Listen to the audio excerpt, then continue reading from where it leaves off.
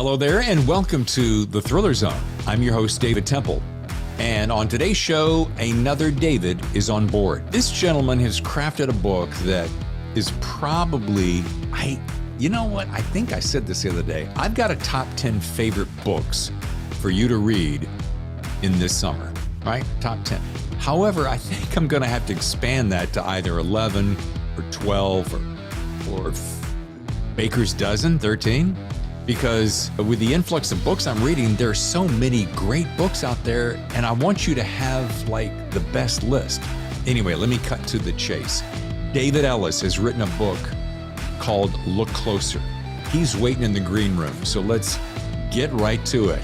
Please welcome David Ellis on The Thriller Zone. From one David to another. Yes. How are you? I'm so good. I hope you are. Do I call you Justice? No, Lord, please do not do that. You are more than fine with Dave or whatever you'd like. I usually go by Dave, but okay. The author is David. I don't care. Sure. Do you go by David? I like David. I also go by Dave. Dave was the name forever, but you can call me Your Highness, Your Excellency, sure. David, Excellency, dude. Lordship. So Ed, you seem like a guy who should be on TV, David. Well, God bless you for saying that. Thank you. I did do a little TV work. You must have. Yeah, my first career was radio. Had radio shows all over the country. What kind of radio shows would you do? Fun, big morning shows, laughs, music, interviews. 25 years, New York, LA, Chicago, Detroit, Philadelphia. Yeah. Awesome. Yeah. Wow. That's very cool. And the TV was mostly, I did do a TV producer for a while and a little bit of anchor work, but I'm too much of a knucklehead. I just, I could, like, if you started talking really substantial politics and stuff, I'm like, yeah, duh. I doubt that. Me talk purdy. That's about it. Me talk purdy. Well, yeah. That's a good skill these days, talking purdy. Now, where are you from? I was going to say North Carolina, and you're in Chicago, right? Yeah. From Chicago? Yeah, more or less. I was born here, spent a few years in Kansas, and developed an affinity for the Kansas City Chiefs and the Kansas City Royals, particularly the Chiefs that I cannot shake. I've lived in Chicago for like 50 years, but my first love is still the Chiefs over the Bears, and nobody, including my family, can understand it. Wow, that is something. Yeah, which meant, if you follow sports at all, you probably followed at least a little. I suffered for about 48 of those 50 years. And then we finally, we got Patrick Mahomes and Andy Reid, and now it's fun to be a Chiefs fan. It didn't used to be, I promise you. Yeah, he has brought a bit of life to that party, hasn't he? It's Andy Reid more than anything. I mean, Mahomes is awesome, and I love the guy. He's my favorite player, all that good stuff. But Patrick Mahomes could have been drafted by the Bears, and the Bears kind of famously passed on him and Deshaun Watson and picked Mitch Trubisky, and who you should probably know pretty well because he's a North Carolina boy, right? Yeah. And I always think, what would have happened if they'd flipped? Put Mitch Trubisky on the Chiefs, would he have kind of not done well? My guess is he would have done just fine. Yeah. Because Andy Reid's a really good coach. And how would a guy like Pat Mahomes have done on the Bears?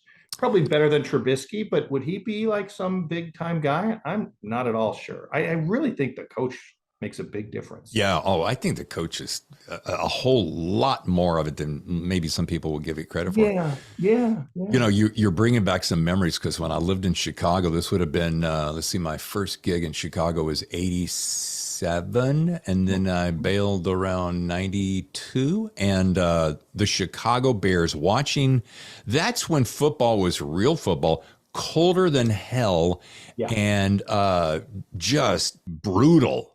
I miss those days. It was, and that was right after the Super Bowl. So we had a real team. The Ditka years. Yeah. Pretty good years, but we lost our defense coordinator, Buddy Ryan, and we were never the same after he left. So I mean, it matters. The players matter, but the coaches do too. It was so you were with a radio station back then? Yeah, let's see. Started out at WCLR, which became Big Mix 102. Yeah, of course. And and then I went to FYR. Yes. Chicago's Fire, which became something crazy when Mancow replaced me. So Mancow took your place. Okay, quite a character. You probably had a chance to meet him. I've done his show, I think Yeah. just one time. That's all you need to do. Yeah, yeah. But it was later. It was in 20, actually I remember it must have been 2014 because it was the year I became a judge. Oh, And I just happen to remember I had something going on right at that time, and I went to the Mancow morning show, and so he was no longer on one of the major stations. It's the life of a radio DJ these days, and so he was doing something more independent, but he was being broadcast by some people. However, yeah. it worked, and he seemed like he was out of it, to be honest. Like he seemed like a different guy. Like not that I knew him before that, but Well, he came on like a house on fire, trying to yeah. give Howard Stern a run for his money, trying to be that big, bold, brash. And I think he just got a little steam taken out. Also, I think what you're referring to, he probably went to satellite. Yeah, Which, I yeah. guess it was. Once you get off of tertiary or standard antenna radio, once you get out of that world, which is where I spent most of my career, you it's not relegated to, because you can have a great career on satellite, but the only thing is you don't have that spontaneous immediacy quite like regular radio, because everything happens in real time and the people on the street come in and do the show. So yeah, it's a totally different. Totally different. I remember when Stern went and left tertiary. I remember when he announced that, and it was such a huge deal. Yeah. It the radio died, man. That's why I got out of it in 2000. It just through consolidation and getting gobbled up by big companies who gobbled up other companies. And then you're competing against your own company. You took all that competitive warfare of radio, which is all the fun of it. You took it away. So Radio was fun. When I was growing up in Chicago, radio was fun. You had people, you had these larger than life sort of personalities, and TV wasn't that big then like it is now, and it's just all changed. But yeah, I remember like Records Landecker and John Records Landecker, Murphy in the Morning, Wally Murphy. Yeah, Murphy I think is still doing some radio. I only Johnny know B. Jonathan Brandmeier, yeah, I mean, right. And all these people have tried to come back and reinvent themselves in different ways, and it's just really hard to do it again. It just seems like radio. I don't know who listens to radio. I hardly even listen to it anymore. No, and you know what? Podcasting is the new radio, which is why I think I'm doing pretty good on this format, because this is what I was born to do, and I wanted to do since I was in high school. So I'm just kind of I got out for 20 years, 20, and then came back, and I intend to conquer the next incarnation. But this show isn't about me, David. This is a show about you. Yeah. Bam. And this hellacious page-turning beast called Look Closer. I'm going to be real honest with you. I was going to talk about this later. I'm going to say this up front. I didn't know you. My apologies for not knowing you. Sure, of course. But I saw this book. I'm a big fan of the cover. I look at this. I'm like, okay, cool. Yeah. All right. Well, let's see what he's got going. People know this about me. Sometimes I'll check the back first. And I go, well, James Patterson, he knows what the hell he's talking about. Scott Turow, hello. I started reading him when I was in high school. Yeah, he's great. And Hank Philip Ryan, beautiful. Then I go into the inside. I'm like, okay, what I like about this is you give us so little. I really like that. You don't tell me the whole story.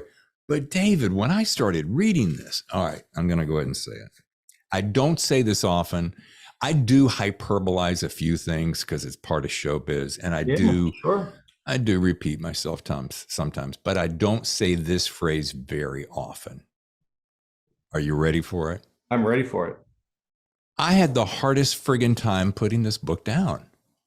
Well, good. I mean, I read it in 2 days, which, that's no mean feat for nearly 500 pages. Anyway. Yeah, well, thank you. You try to do that. You try to write it in a way that people don't want to turn away from it. You try to keep the pace up so that it's hard to stop. If it starts getting to a sleepy pace, that's when you start feeling, okay, this is a good time to stop. I didn't want there to be a good time to stop. That's kind of my goal when I'm writing this. So the sticky note on your computer says, don't allow anybody to stop. All right. I'm going to do this one thing, and then we're gonna go talk about you. Then we're going to come back. But I like the fact that each chapter is titled by the name of the character speaking. And at first, I know this isn't a brand new technique, but the way you did it really friggin' got my attention. And you have to do it that way because if you don't, you get a little confused. Yes. So you get into first person with all these guys, and Yeah. okay. Yeah, that was a tough decision to make, and I didn't start with that decision. You know, when I do stuff with Patterson, his basic plan usually, and it was nice because it was also mine, was to have the protagonist be in the first person, and if you need some other points of view, fine, but do relegate them to third person. And I realized very quickly that Vicky was a very strong character who needed her own voice, her own first person voice. And then I ended up coming to the same conclusion about Christian. And I almost did it for the fourth point of view, which was the police detective. She worked better in the third person for this book, but the others, they became so big to me as I was writing. I said, no, I have to let them talk. And they all sound a little different. Yeah. And because you don't want them sounding all the same, and they shouldn't sound all the same because they're very different people. So yeah, it ended up working out pretty well. I didn't plan it that way to start. All right. Well, we're going to save some of the juice. Sure. The juice is in the heat, to quote Michael Mann from the movie Heat, which, by the way, Heat 2 is coming out in theaters. Anyway. Is that right? Yeah. All right. So, Meg Gardner, by the way, co-writer of that on the show. Not to name drop, but it's kind of what I do. Meg Gardner is awesome. Don't get me started. She's a hero of mine. All right. Now, I want to back up a little bit because I did say I want to talk about you, and you're so approachable. I love this. I love the fact that I'm talking to a judge who is so approachable, and I'm not in trouble, so that's a bonus. And you're not in trouble. Yeah. Yeah. So just a few years ago, and I'm gonna look like an idiot. I'm just gonna tell you up front, so I'm okay there. Yeah. You were sworn in as the youngest serving justice of the Illinois Appellate Court for the First District. Now, I'm guessing you're still fighting that fight, right? I still am an appellate judge. Yes, I'm in my 8th year. Okay. I'm still the youngest. That is impressive. So excuse me, what is part of the silly part of the question? And that is, what exactly is the significance of being the youngest justice? Is it just because generally everybody's old farts? I mean, we have some, one of the judges in my division is 85, and the median age is probably 70. A lot of people, David, are on the trial court first. So I'm on the appellate court, the Court of Appeals. So, any case that comes out of the first district, which is Cook County, Illinois, which is dominated by Chicago. So all the crime out of Chicago and all the civil, any civil or criminal appeal goes to me. A lot of people are in the trial court first, and they spend years doing that. They might spend 20 years as trial court judges or 15 and then run for the appellate court. I ran straight for the appellate court. Because I thought that was my skill set. I'm a writer, and it's a written job. It's a writing job. You don't see the parties very often. The lawyers might argue before you for 15 minutes, but the trials, that's all happening in the court below me. So yeah, I suppose I'm younger because I went straight to the appellate court. I ran for that, but I thought it was a good fit, and I felt like I had a lot to say. I still do, which is why I'm still doing it. And, it's worked out great. I guess it does beg the question, and we're going to get to this in the next question, but if you're going to be doing as well as an author, how long will you be sitting in the robe on the big bench until you just go, I really just kind of dig the hours and the wardrobe of writing better? Yeah. Right. Well, since the pandemic, a lot of the work I do is from home anyways. Everybody on our court has figured out, if they didn't already know, that this job is almost all electronic now. Oh, wow. If we want to, like I said, if the lawyers are going to argue their appeal to us, which not every case gets argued, but if it does, we can do that by Zoom, and we have. Just like you and I would have a background behind me instead of this being my house. You'd see a courtroom, and I'd be wearing a robe and a shirt and tie. Probably shorts and sandals beneath, right? But like everybody else, but otherwise it's all electronic these days. The record gets sent to us electronically, meaning I can read the record of the trial on my computer at home. And so it's becoming, and we all knew this was coming someday. The pandemic gave it a big kick, but a lot of appellate judges are realizing that they can do stuff from home. In fact, David, a lot of the trial judges right now in Cook County are still doing most of their work from home until we really get up and running again. Yeah, and you know what? In a lot of ways, that's really good, because if what we're doing is trying to make things easier for people who come before us, well, now you can have a lawyer who might have two cases in a morning. One is in Cook County, one's in another county. But if they do it by Zoom, they can do both of them. You have litigants who are coming themselves to court, not the lawyers, but the people. And they now don't necessarily have to show up at the Daily Center and go through the metal detectors and wait and wait. They can just be on a Zoom at home, or at their workplace. Wow. So it's actually we're finding that this is becoming a really good thing in terms of access to justice. We're having a lot less people miss court calls because it's a lot easier to do it now. So it's not perfect, but it's had a lot of upside. It's one of the only good things about the pandemic, because there's not much good about it. No. But the fact that we've gotten so much better at digitally appearing, that I think the long run, we're going to have a mix of the two. Yeah. Well, the reduction of barrier of entry, Yes. removing those problems. Yeah, I can see that, both economically and emotionally, et cetera. All of that. Well, now let's talk about this. By the way, that's all fascinating, and I'm a huge admirer of what you do. So kudos to you. Thank you. Carry on, my faithful son. Let's talk about the fact that you're an Edgar-Award winning author of 10 novels, 6 of which are standalone, and 4 of which are Jason Coleridge series. Now, couple things. That's no easy feat. So I'm very impressed, slightly jealous. There, I said it. You've had a pretty interesting career yourself, my friend. So. Yeah, I've got to hang out with big dogs like you, which is really very, very, very cool. As a sidetrack, I do want to ask, only because, again, I'm admitting my ignorance that I don't know much about you, but I can say that after having read Look Closer, although my TBR stack is about to right here, I do want to investigate more of you because you have such a great style. Well, thank you. That being said, can you tell me, if I were going to read one of the Jason series, Jason Coleridge, which one would you be? Because I know I can impress you by pulling them all up here if I wanted to. Here we go. So we got The Wrong Man, Breach of Trust, The Hidden Man, and The Last Alibi. Sure. So they can be read in any order, but the first one is The Hidden Man. That's probably where I would start for a lot of reasons.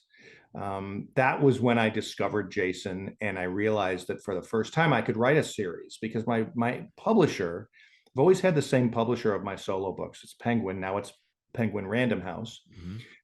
They always want you to write a series, right? Because that's a brand, and if you like one, you'll go back and read the others, that kind of thing. And I never wanted to, because I always would crash and burn my characters by the end of the book. And I thought there's nothing left of them to write a sequel. And that's how I like to do it. But with Jason, he had already crashed and burned. And so he was a really interesting character because he was kind of coming up from tragedy. And so I found that gave him a life that I hadn't expected. And I told my publisher, and they were very happy to hear it. Hey, I'm ready to do a series. I'll write about Jason. The Hidden Man's probably a good place to start anyways. It was nominated for the LA Times Book Prize. So it got a lot of attention, and that was great for the book. It's how I got to know him was The Hidden Man. So I really love that book. The title is funny because it's a great title, but it's a title that I stole from an Italian book of mine. So my first book was called Line of Vision, way back in like 99, 2000. And in Italy, they named it L'uomo nascosto, which was called The Hidden Man. And I always thought, what a cool title, so I borrowed it many years later. Borrowed it from yourself. Yeah, and that was great. And the funny thing is no sooner do I tell them that I'm ready to write a series than the following happens. So at this point, I'm in Springfield. So I spent a few years. I left Chicago. I lived in Springfield, and I was the chief attorney for the Speaker of the House in Illinois. So I was the top lawyer for the Illinois House of Representatives, and that's when a guy named Rod Blagojevich is the governor. And so, as you know, he was a pretty interesting character, right? And I wrote the Hidden Man, and it was time to write my next book, but I was slowing down because Blagojevich was kind of at war with the legislature, and so I was working 20 hours a day trying to keep up with everything Blagojevich was throwing at us. And my publisher said, why aren't you getting your work done? Where's the book? And I said, well, we've got this crazy governor. His name is Rod Blagojevich. And of course, at that time, nobody knew who he was. It was before he got arrested. And they said, well, do you want to write a book about him? And I said, well, God, I just started this series. And like, well, can you take Jason and somehow insert him into state government and base a book about somebody like this governor? And so I said, okay, fine. I started writing it, David. I was like 3/4 done with a book that was probably kind of a character study of a guy who maybe started with good intentions as governor, and the people around him maybe turned him kind of bad. And it was a slightly different book than I was used to. And then comes December 9th, 2008. And that's the day that we all learned at the same time that the governor of Illinois had been arrested by the FBI. And it was across every news channel. And as soon as that happened, I was sitting at home that morning, and my sister-in-law from Dubuque, Iowa called, and my wife answers and says, she says, Dave, Angela is her name, my sister-in-law. Angela says, turn on the TV. And I said, well, I'm in Springfield, Illinois. She's in Dubuque, Iowa. What channel? And she said, any channel. Oh boy. So I turned on, I think CNN was on or something. And all of a sudden the scrollers, governor of Illinois arrested, criminal crime spree, selling the Obama Senate seat. And at that moment, I knew that my book, which was loosely based on Blagojevich, had become not nearly as strange as reality. So reality had easily trumped my fiction. I threw the whole book in the garbage. And I rewrote what became Breach of Trust, the second Jason book, based much more on what was really going on. Not on the nose, but the same idea. Wow. What a fantastic story. Oh, it was unbelievable. And then I did the impeachment. I was the prosecutor in the impeachment trial because I was the lawyer for the House. So those were some strange times. And the book writing took a backseat for a short time there. Well, and that begs this question. How long had you been secretly, I'm going to use air quotes, secretly writing before you went at it full time? You must have been, with this kind of a talent, you must have been, squirreling away some personal shorts or journals or something. Yeah. I was a writer. I always tell people I was a writer before I was a lawyer, but then I stopped writing. I stopped writing in probably middle school, maybe freshman year of high school. In high school, there was no curriculum for creative writing. And before that, I would write plays. I entered some contests in like grade school, and I supposedly won those contests. Although when I look back, I think everyone who entered won. At the time, I thought I was the big winner, but there were a lot of other big winners standing around with me too. So how was that possible? Yeah. It never really occurred to me, but you get older, and I tell people this because if their kids want to write, I say to parents and grandparents, you may have to force them to do it. You may have to nudge them because school may not make them do it anymore. The curriculum is all changed. And so, in high school, I was an athlete. I was trying to get good grades with whatever they were putting in front of me to do, which was not creative writing. And I was chasing girls. And so, those three things were all I cared about. And I get to college, same thing. No one's asking me to write creatively. And then law school. And so then, I'm sitting there as a young attorney, as probably 1995, 94. And I have one of those moments where I'm like, we've all had, you've had these, I'm sure. You've got a cocktail in your hand, you're watching the sunset, your toes are in the sand. It's a vacation. You're thinking about your life. And I was like 30 then, not even 30. And I thought, I always wanted to write a book. Why did I stop? Why? I had no good answer for that. I'm like, you want to do this. So I made a decision. I made a deal with myself. Not that I would give it a shot or I'd write a few chapters, but I was going to write a book. I was going to teach myself how to do it. And it might take me years, but I was going to see it all the way through. And it was secret, David. I didn't tell hardly anybody that I was doing this because the chances of failure were so high. But I said, you're not just going to think about it. You're going to do it. You're going to write it all the way, beginning, middle, end, and then you're going to try to get it published. And it took me 3 years to write, and I wasn't very good at first. That's Line of Vision, the one that ended up winning the Edgar. And back then, this was before the internet, right? I mean, I'm sending out cold call letters to agents, and I got turned down by 75, 100 agents. Yeah. I eventually, it took me a year and a half. I always say it took me 18 months to find an agent. It took me about 18 days then to find a publisher. because we sent it to Penguin. They said, we love it. We want to do it. It won the Edgar Award. Kind of took off from there. But I got rejected so many times, it was ridiculous. Like I had to rewrite my cover letter. I spent as much time rewriting that one-page letter because, David, you could have the best book since War and Peace or To Kill a Mockingbird, which Right. is probably, but if your cover letter is no good, it's one of 200 they're getting that week. They're just going to toss it in the pile and not even see it. Yeah. Now, at least with email, I could have, in the modern era, I would have emailed my book and they might have read a first couple chapters. I might have gotten in a little quicker. But when it's just based on a cover letter, that better be a darn good cover letter. Yeah. Crazy. But dude, to shoot out of the gate winning the Edgar with your first book, the fact that it took that long, notwithstanding, is really friggin' impressive. It was, yeah. I mean, I'm proudest that I saw it through and got to that point, and it was a good book, and I lived with it for so long. It reminds me of Look Closer because I had stopped writing my own books for a while when I wrote Look Closer, and so at the time I was writing it, there wasn't anyone immediately demanding, "Hey, when's that book coming?" Because I had kind of walked away from my publisher for a bit, in a friendly way, but I had sort of walked away. And that was the same with Line of Vision. Nobody knew I was writing it, right? Nobody knew who I was. And so it gave me time that I don't always have now to let it marinate, to change my mind about things. I wrote that entire book in the third person, then changed it all to the first person. I made decisions like that, which to take months to have to change. But I had that luxury then because I had nobody breathing down my neck to write the next one. Wow. Well, folks, this would be a good place to take a short break. So when we come back and continue our conversation about Look Closer and David Ellis, we're going to be talking about, for those of you who don't know who David Ellis is, he co-wrote with the guy that you probably have heard about. So yeah, stay with us. We'll be right back.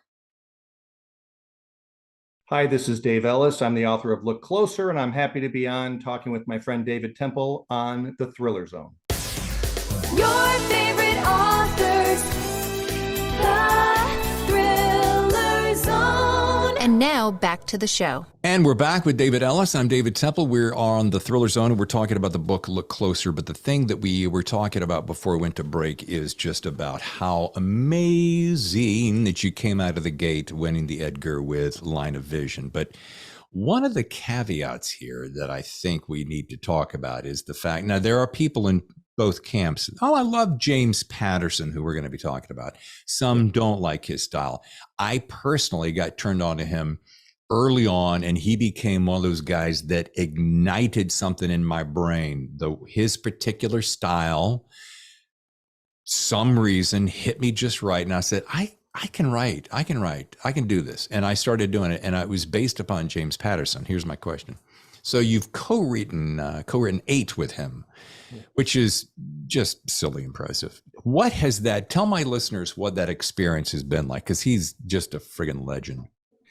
Yeah, he is a genius, and he is I have no hesitation in saying the man's a genius. And he always says, we're not here to win awards. We're writing just fun little books. I mean, we're not curing cancer. We're not winning, literary prizes. We're here to tell fun stories. It's all about the story to him.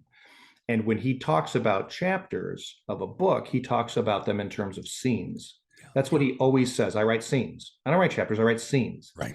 And I always think, David, if you think of your favorite movies, and I don't care if they won Academy Awards, I just mean your favorite movies. There are probably movies where you could jump in at any point in time and you wouldn't care where you start, where you jumped in. You love every scene. Yep. Like there's no downtime in that movie that you love. Truly. I could probably, if I took 5 seconds, I could probably rattle off 5 movies at least that would fall into that category, probably 10. Where I like everything about him. Every scene is cool. There's no, slow time. And that's what he wants. Yeah. He wants every scene to have an exclamation point next to it. It could be scary. It could be thrilling. It could be heartbreaking. It could be hilarious. But he wants some big emotion. And so, yeah, when people think of his style, the main thing they think of is the short chapters, right? Yeah. 1,200 words or less. And if it's at 1,200, that's long. So you're really shooting for more like 1,000. And what he's doing there is he's forcing himself or whoever's co-writing with him to condense it. Okay, let's maybe not spend 3 paragraphs talking about the color of the couch. maybe we can describe the couch in a couple of words and move on and let the reader fill in the rest with their imagination, which is a great tool that you have as a writer, is the reader's imagination. Sure. But let's get to it and let's make it tough or hard, and let's do it fast and keep that pace up so you think, oh, what's one more chapter? Okay. And the next thing you know, you're burning through those books. I just read his autobiography, which I highly recommend. And again, it's just a collection of stories of his life, right? He doesn't sit there and say these long-winded things. He's like, these are things that happened in my life that I'm going to, and they tell a complete story of the man, but he does it through stories because that's his thing. He's a storyteller, and they're all short chapters. And I couldn't stop reading. I just kept, okay, one more. Next thing you know, I'm done with the damn book. Yeah. And it was hilarious. And I mean, it was hilarious how quickly I did it, but that's his goal. And that's my goal too, is to always have you wanting a little bit more, and knowing that the investment is just one more short chapter makes you more likely to take him up on that and to read it fast.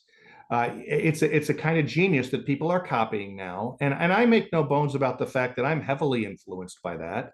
I wrote, Look Closer is like 460 pages, and people hear that and they say, oh my God, that's going to take forever to read. Well, it actually doesn't, because the chapters are short and tight. And I don't hold myself to the 1,200 words, but I come pretty close to it, I'll tell you. And if I'm at 2,000 or 2,200 words, I'm always thinking, do I need all this? Can I break this into 2 chapters?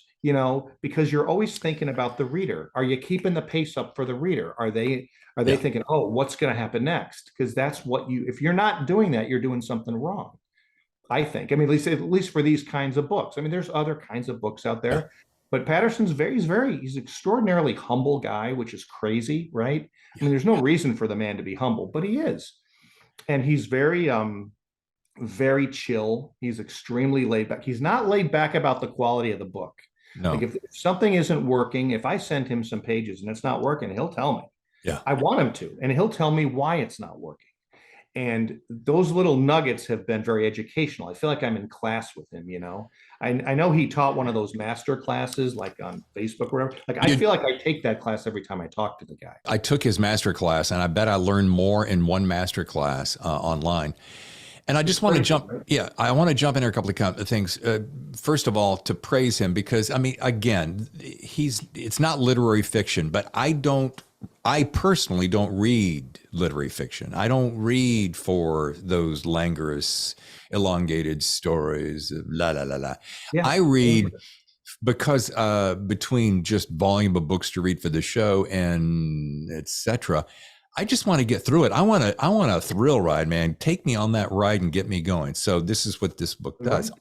Also, I think it's brilliant. I think the fact that he learned that I'm going to call it code, methodology, recipe. I think it's brilliant because he was doing this before. I mean, he's been at it for so long and he's prolific, but before the real onslaught, the wave of so much competition, to where now the competition for our minds and our eyes between streaming television, et cetera, we want more. So yes. I applaud him for that methodology. And lastly, that's what I dug about your book. And one thing, you did this really clever thing. You might be having Jane talking, or Jane's third person or whatever. Yeah. And it'll feel like just about the time it feels like it's getting a little long, you'll skip to the next chapter. Still Jane, you just broke the scene. Yeah. And I love that. I'm like, because it does. Oh, well, I can go one more. Yeah, there's no reason you can't do that, and that if it makes a difference for the reader's enjoyment, then that's a reason right there to do it. And yes, I'll read other people's stuff sometimes, and they'll have a scene where, and let's just pick something like a stereotype: 2 people meeting in a dark alley with smoke coming out of the steam, and I could have that scene begin like it really actually would begin, which is one person walks in and waits, and the other person walks in, and then they talk, and then they both leave. But why do I want to see all that? I don't need to see the entrance. I don't need to see the exit. And sometimes people will write this, and I'll say, look, cut out the first 200 words and the last 300, and we know if they got there, they probably walked there. We know their meaning. I mean, if there's some reason to have one walk in and not know who the other person's going to be, fine. That's some nice drama. But if it's just 2 people meeting to talk, we don't need the intro and the exit. Yeah. We don't see that in TV shows, right? They don't show all that in TV shows. Yeah. And so Mike Myers is good at making fun of that when he does Austin Powers and all these other. Likes to make fun of those techniques, and I think of that with writing too. So I'll tell people just I don't need to see them leave. I know they left. I know the next day the sun's come up and it's a new day, and at some point they left that alley. That's fine, and you got to remember those things. Like just hit on the stuff where, okay, this would be the big moment. This is the big thing she's going to reveal. As soon as she reveals that, goodbye. Yeah. Go to the next scene, even if it's in the same room with the same people, because then number one, it keeps the pace up. Number two, it makes you understand this was a big thing you just heard. Yeah. Right? From a plot standpoint. Okay, if you're ending the scene on that, that must be really important. And that impresses in the reader. Now, I might be misleading you, right? This might be part of my misdirection in my little game, but that's still a reason to do it. If you have a reason to do it, do it. My wife caught me out in the hammock in the backyard and we got family in town. So she was like, you want to come hang out with family? I'm like, yeah, but I can't put this book down. Give me just a couple more pages. And, I just caught myself getting caught up at that moment. And, there were a couple of points. By the way, in case you're wondering about, here's a great example of white space for those looking at home, watching the show, is you might have a couple of pages like that. So when you make the comment about 460 pages, trust me, there's plenty of white space in there, so you're moving along quickly. But your characters were so well developed and so specifically different. And I am not, oh my God. She said, what are you going to say to David? I'm like, well, there's so many things I want to ask, but there's so many questions that point directly at the spoiler. So I'm like, this is one of those cases I have to step back and go, okay, David, do me a favor. Tell me what the book is. I mean, I love this line, which is on your website and it's on the book. The best lies are the ones closest to the truth, which I think is a brilliant axiom of life itself. But give me a thumbnail of the book so that I won't ruin it for the people who are going to pick this up and read it. I know, you know what, David, it is the single hardest thing for me when it comes to this book is describing it to people. And I look at a lot of the reviews on, Goodreads or Amazon, and a lot of them say, just go in blind. I don't want to tell you anything because anything I tell you is going to only be partly true. I mean, it follows the story of two characters named Simon and Vicky who are married. And there are going to be, so Simon is a law professor. Vicky is a domestic abuse shelter counselor. And Vicky's had a very tough life. She grew up as a runaway. And she had to do things that runaways have to do. She sold her body for sex. She was addicted to drugs for a while. Simon is a much more sort of traditional, he's a law professor. He's got a bunch of money he's about to inherit, $10 million. Well, he's actually already inherited it, but there's a proviso in the money in the trust that says his wife can't touch it until he's been married for 10 years. And guess what? As the book opens, we're about to come on the 10th year anniversary of Simon and Vicky. Vicky has her eyes on the money. She has an affair. Simon has an affair. I'd like to call it a love triangle. It's probably more like a love rectangle. And really, the book really works back over. There's a murder very early on in the book. It's not a spoiler to say that one of these characters is dead on page 1. Yeah. And we then work back and forward at the same time to see what happened. And it really revolves around these 4 people, their motivations, their histories, their backgrounds, their motivations will change over the book. What you think you understand about these characters and their relationships will constantly change. Yeah. I always say, another thing I saw in the reviews was there were so many holy, what moments in the book. That's what I wanted. I wanted 4 or 5, you got to be kidding me moments. Yeah. Where it just turns everything, 90 degrees and everything you thought you were seeing now looks a lot different with this new piece of information. So really, it's a psychological thriller. It moves also, the murder is on Halloween. We go back and see the events leading up to Halloween. We also follow a police detective after Halloween trying to piece together the clues. And I try to work all that in a way that's, if it sounds complicated, I don't think it's complicated to read. There's a lot going on, but maybe that's why I had so many different chapters, which makes the book appear to be longer because it's just the sheer number of chapters. But I try to make it all fit in a way that you are following it the whole time and just saying, what could possibly happen next? And then something else possibly happens next. Well, dude, I don't know how else to say it. I just said, dude, and I'm your honor, your majesty, your holiness.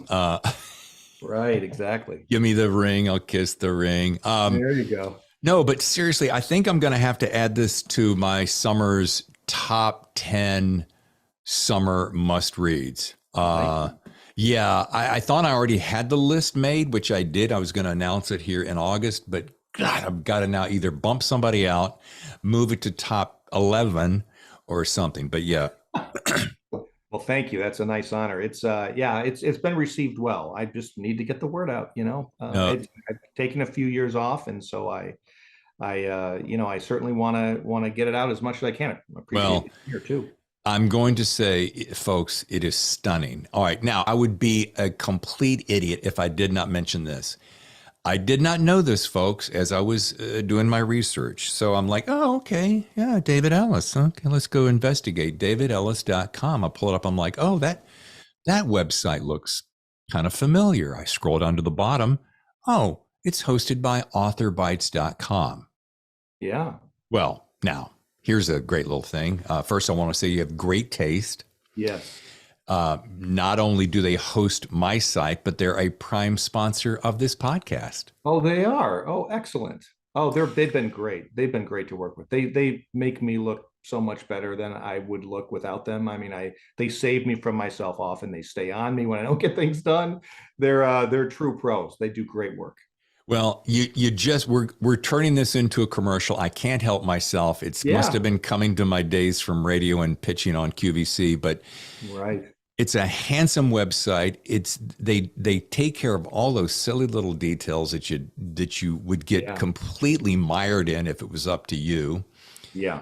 And it just flat out works. And a PS, if I want to keep the commercial motif, anybody who signs up and uses the code The Thriller Zone gets 3 months free with a 1-year contract. There it is. There I did. I'm sold. Yeah. I did see what you did. But see, David, you're happy, right? That's the bottom line. I'm very happy. I'm very happy with everything that I'm doing right now. It's more I'm writing the books I want to write. This is exactly the kind of book. It also happens to be kind of the hot thing in thriller fiction, but that's not why I did it. This is what I wanted to write. I mean, I walked away for a while, and when I came back, I said I'm going to write what I want to read, and this is what I would want to read. This is the kind of stuff I love. Yeah. So yeah, I'm kind of walking on air right now, and I'm waiting for the bubble to burst. I hope it doesn't. I'm going to keep doing this as long as I can. Yeah, let's keep that power of intention toward positivity because, again, Your Honor, if this is an example of somebody who knows what they're doing, and it's just, I don't want to be that guy that just rambles on and on, so I'm going to stop it. It is. Oh, I appreciate it. Friggin' good. All right, here's a question I want to do. Oh, by the way, I do want you to tell our mutual friend, to wrap the bow on authorbytes.com, tell our mutual friend Ken Weisner, who you probably had some contact with. Yeah. You need to update your website for the appearance of this show, thethrillerzone.com, which will drop on 8/25. 8/25. It'll be there, I promise. Okay, gotcha. Yeah, he's great. He's a genius. He is a genius. And boy can talk too, can't he? He can. I enjoy that. But yeah, handsome website. All right. I'm going to refer to something you just said. You said, hey, books like this are hot right now. Is it because of this line that I'm going to use? I read somewhere part Gone Girl, Gillian Flynn, meets Stranger on a Train, Hitchcock. Is that what you mean by that? What do they call it? A unreliable narrator, that kind of thing? Yeah. I mean, it's funny because I've never been real big on putting myself into a niche. I mean, I used to write what you would probably call legal thrillers, and my early work usually would revolve ultimately around a decisive courtroom scene, like someone's charged with murder and something big will happen at the trial, which I could do, and I like it. I've been getting away from that more in favor of just the psychological suspense. And I appreciate those comparisons. I think they probably are pretty good comparisons. I did not come up with that, but I've heard it many times. In fact, somebody just did a review in Criminal Element, which is a magazine, an online magazine about this stuff, and they compared it to the Gone Girl, and they said, but it's more life affirming than Gone Girl, which I thought was funny because I'm not sure I've thought of this book as life affirming. Um, but it's interesting that everybody's got their own takes, right? Huh. Yeah, no, the psychological thrillers are really big right now, and the thrillers that don't necessarily involve like a nuclear bomb's going to go off in Manhattan if you don't catch the killer in the next 30 minutes, the ticking bomb sort of thing. Yeah.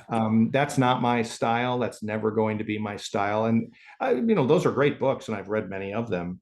I'm talking about, I think if I were to generically describe this sort of thing that seems like it's hot, it's probably stuff that has less violence in it.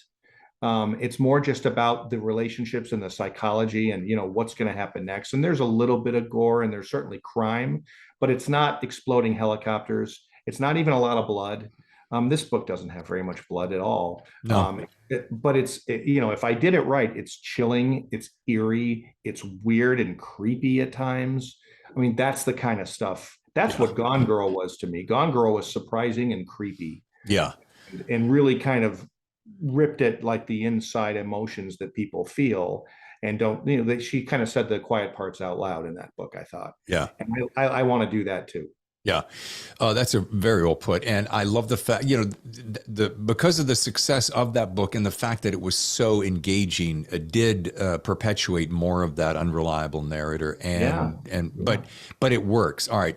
And again, back to that line, the best lies are the ones closest to the truth, which is such a great reflection, not only of the collective conscious, but then I thought about you as a judge and I thought, oh, you're living alongside that line every single day, aren't you?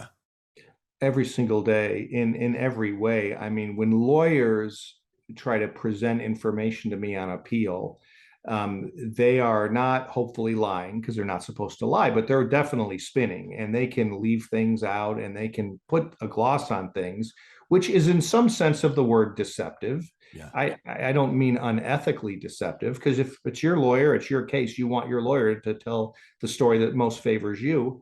Sure. But it's definitely there's definitely something other than full truth and disclosure going on there, right? Yeah. Maybe deception is a little hard. And then, of course, within the criminal justice system itself, there's a ton of deception going on. The police will deceive suspects sometimes to get them to confess. And of course, sometimes people won't be truthful with the police.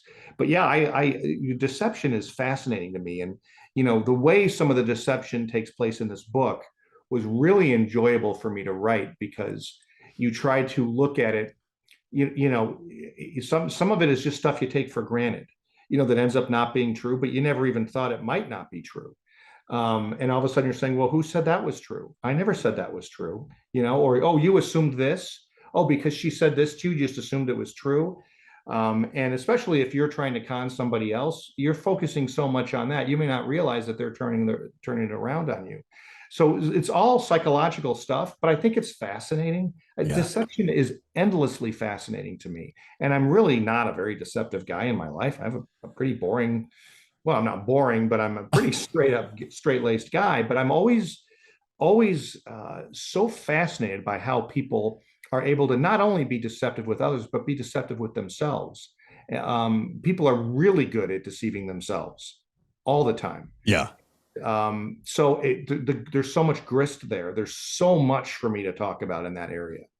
By no means am I done. Well, no, clearly.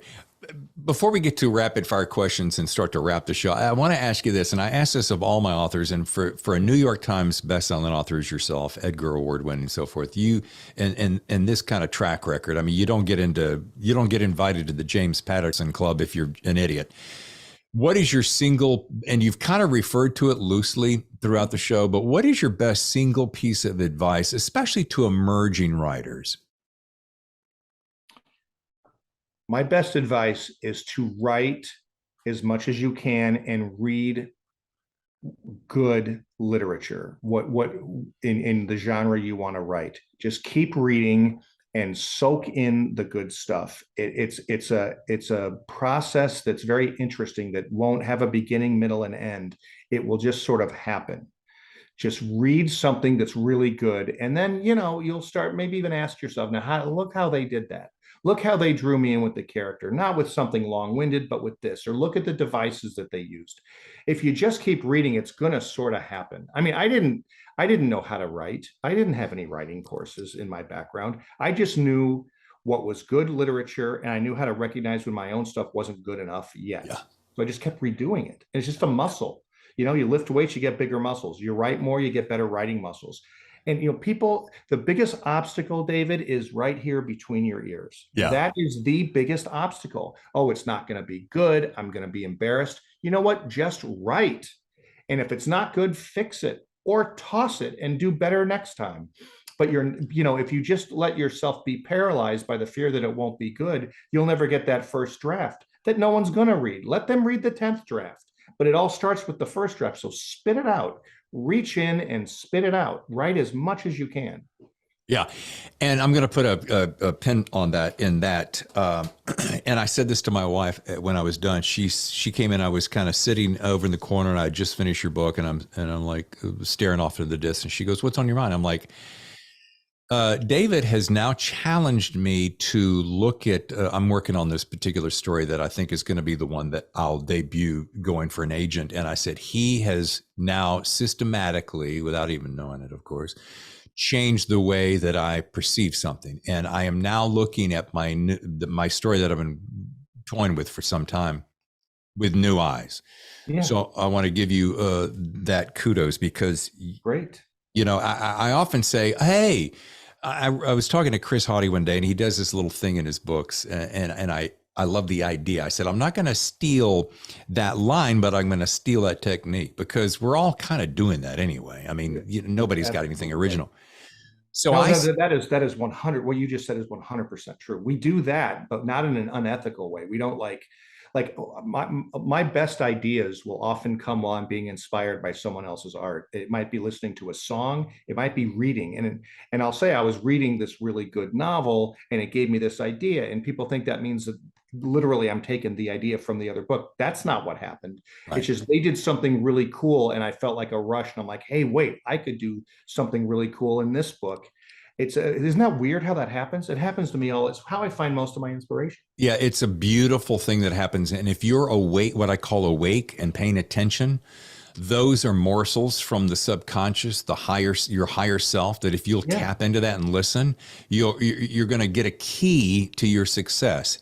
So something you wrote triggered something in my mind to go, oh, let me look at it this way. And so it allows me this paradigm shift and only makes me better.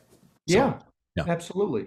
Yeah, awesome. Wow, that's a great. I'm very happy to hear that. That makes me feel very good that you said that. Thank you. Yeah, absolutely. All right, it is time. Rapid fire questions is just a silly little thing that we have fun with. You're not going to get hurt. If you've heard the show before, you know how we do this. That's what I do. What is either on your TBR stack or your nightstand right now that you are currently reading and you're like, wow? I just started reading The It Girl by Ruth Ware. And so she's a bestseller. So I'm not breaking any new ground there, but everything she does, the way she presents information, even a sentence that would seem boring, she writes it in such a vivid way. She brings things to life in a way that makes me insanely jealous. Ruth Ware is amazing. Okay. All right. Very good. All right. You are road tripping. All right. So when you're road tripping or riding, what artist or genre of music do you like to listen to? Usually rap, which surprises people. I like Eminem. I like Rage Against the Machine. I like A Tribe Called Quest. When I'm all by myself, I'll usually something thrashy with some thrash guitar maybe thrown in there too. Some Foo Fighters. I don't know why. You thought it was Yo-Yo Ma or something? I was going to go with one of my favorites, Dave Brubeck Quartet for classical jazz, or, you were going to pull some kind of a, country reference or something. I don't know why, but just I love it. Okay. But you know what? It's funny. Like my kids are listening to like Taylor Swift and I'll like, I like Taylor Swift. She's great. I mean, I used to be much more snobby about my music. Now anything, the hot hits that my kids have listened to, great. I love them. They're great. I can see you right now with a lighter out in a Taylor Swift concert. Probably not anytime soon, but. All right, number 3, finish this sentence for me. On my next completely free weekend, all I want to do is blank.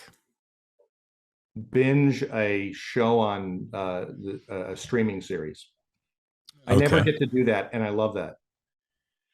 I've got a recommendation for you if you haven't seen it yet. Let's hear it. The Old Man on Hulu or could be on FX. Yeah, Jeff Bridges. Jeff Bridges. I saw it looks great.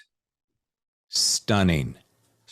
Okay. Stunning. It's a full season, like 8, Yes. 10 episodes. Okay. Yes, stunning. Oh, I saw a trailer for it. I saw a fight scene. Somebody posted a fight scene.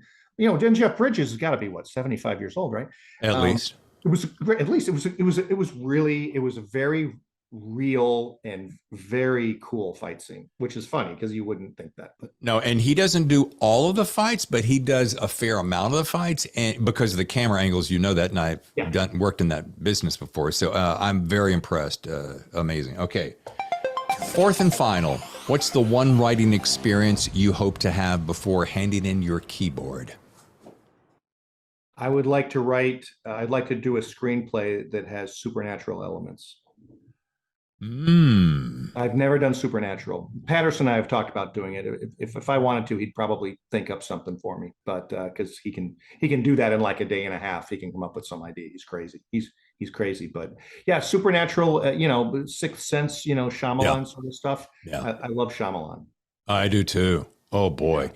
Okay, inside scoop. One day I want to meet James Patterson because I just think he's a genius beyond measure. So, well, he would certainly not present himself to you that way. He'd be wearing a baseball cap. He'd look like he just was fishing or something. Yeah, he'll show up and he'll chat with you, and he's just the most down to earth guy you'll ever meet. I love that. And here's another guy. He was on the show a couple of weeks ago as we kicked off our 2nd year of the podcast. Is Dean Koontz.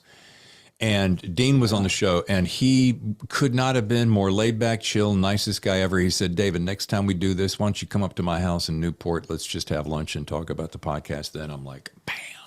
Wow. Yeah. No, I've never met him. I've read a lot of his work. Well, let me just throw a little plug in here because if you want supernatural, jump into The Big Dark Sky. Okay. That. I have not read one of his for a while, but his early stuff, there's a couple he did that were they really knocked me off my feet. This one, and I told this to him after the show, and I said, Dean, there's something I got to tell you. You caused me to think a thought that in my 60 plus years had never thought before. And he's like, wow, well, tell me about that. And I told him, he's like, that is fascinating. And I'm like, it's because of you. So thank you. Yeah. What was the thought? It's a long story. I'll have to tell you off camera. Okay. Folks, listen, if you want to learn more about my new friend, David Ellis, go to davidellis.com, a gorgeous website built and managed by our good friends at authorbytes.com. And follow him on Twitter at David Ellis Books. Dude, this was amazingly good. Well, you're the best, David, and you're a true pro. And I'll be knocking on your door anytime you'll have me. This was great.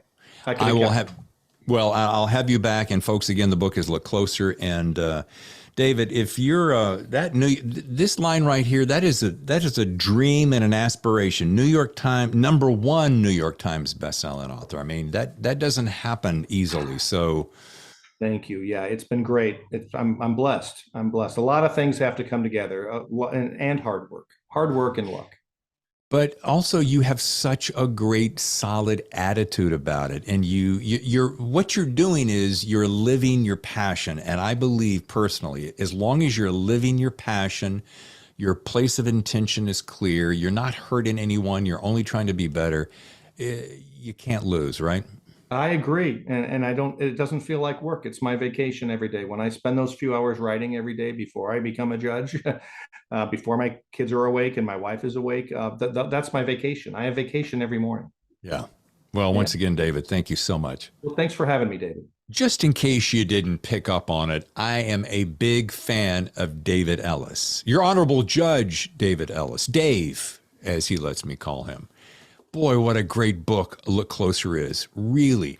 You think it's a little daunting because it's knocking on 500 pages, but it isn't. It moves so quickly that it's quickly going to rise up into the ranks of my top 10, soon to be top 13 books of the summer 22. So, David Ellis, thank you so much for spending time with us.